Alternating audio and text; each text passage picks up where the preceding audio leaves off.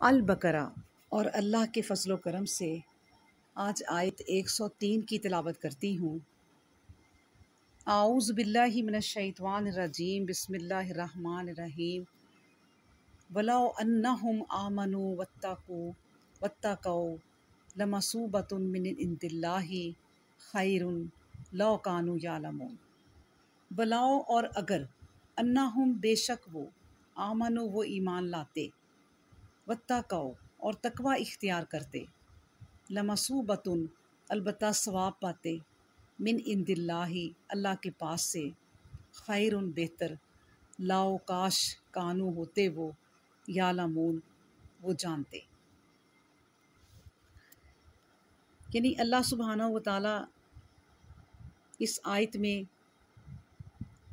فرماتے ہیں کہ اگر یہ لوگ احکام الہی پر ایمان لاتے اور نیک عمل کی راہ اختیار کرتے تو ان کے لیے اللہ کے ہاں بہت ہی بہتر اجر ہوتا، کاش وہ سمجھ بوجھ سے کام لیتے۔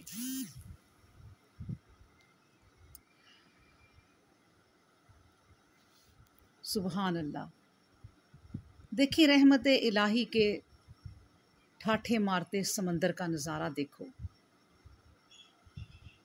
کہ انسانیت سے عاری لوگوں کی حالت پر بھی اظہار افسوس کیا جا رہا ہے۔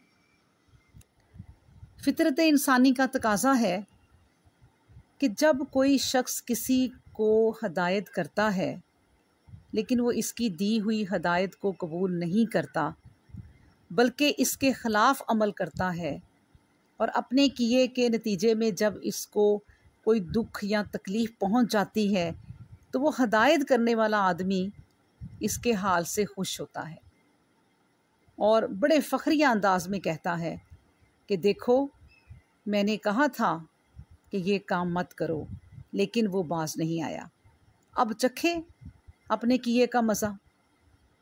بلکہ وہ کہتا ہے کہ میں تو کہوں گا اس کے ساتھ ابھی یہ اور بھی ہونا چاہیے تاکہ اس کو سمجھ آ جائے۔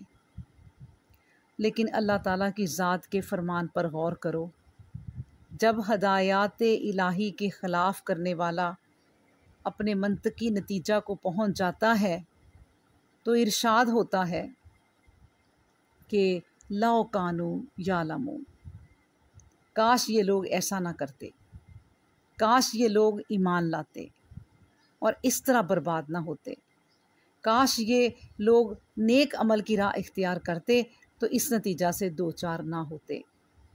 گناہ گار بلکہ سرکش، نافرمان اور غدار بندوں کے حق میں بھی اس قدر تعسف، اس مال کے حقیقی کا ہی یہ حصہ ہو سکتا ہے۔